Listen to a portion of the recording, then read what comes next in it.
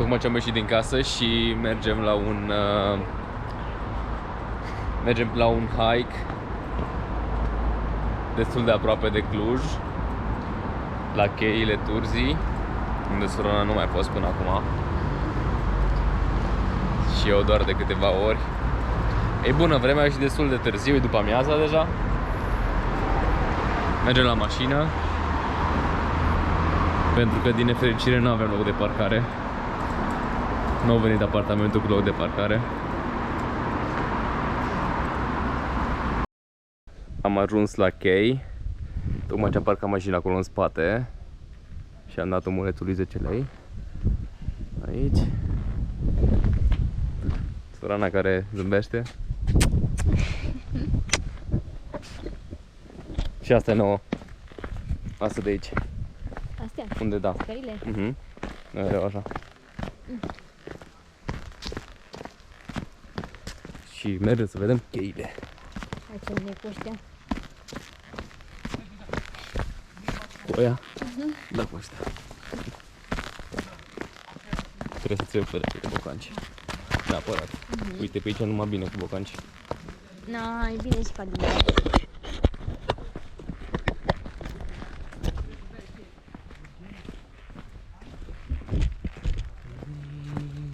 Fain.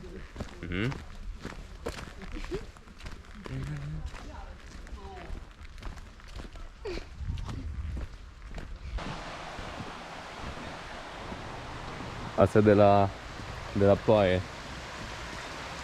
De așa maro apa. Au plouat mult zilele astea.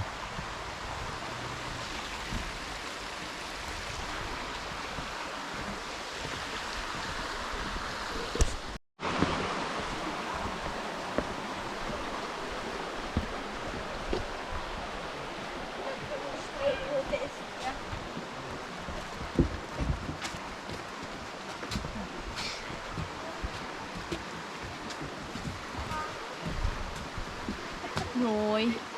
Ce să mă ții?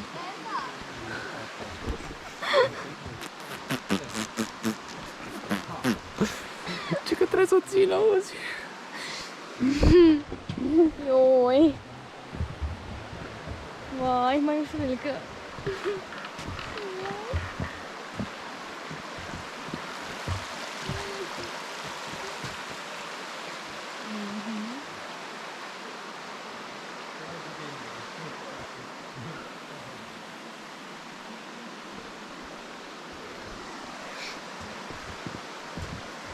Ioi. Da. Așa ne întoarcem? Nu ne întoarcem încă. Așa se continuă aici.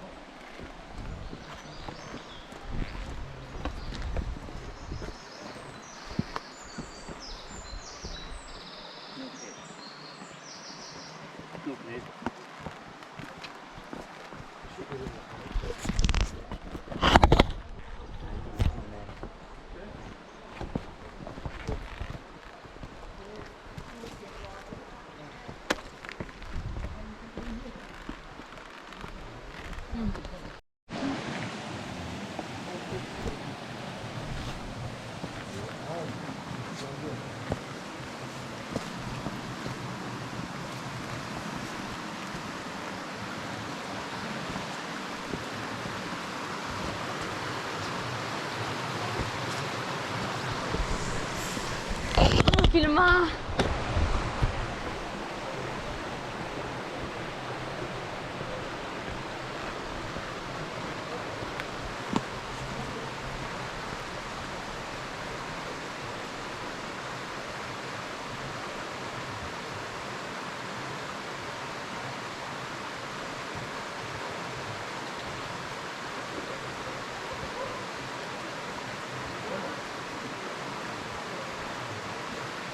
mai faci așa.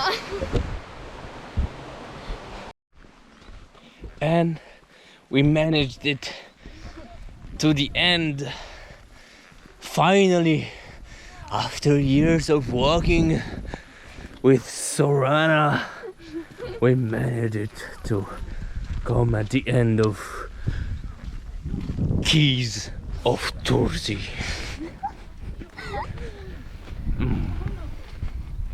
Here we go.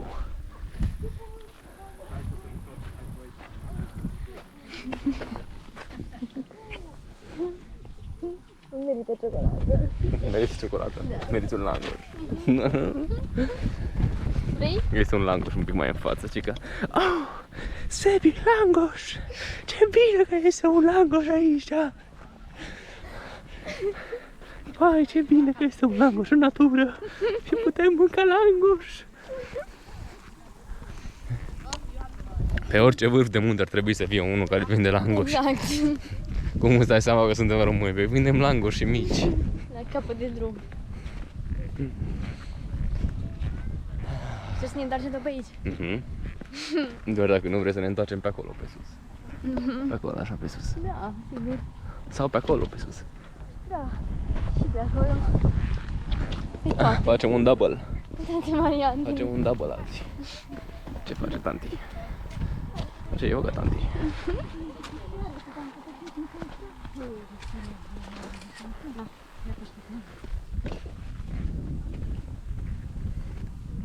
Vai, cât stres.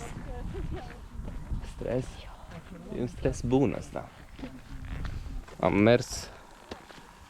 Stai că scrie că am mers.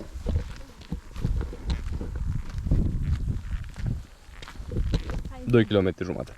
Serios? Da. Doamne ferește.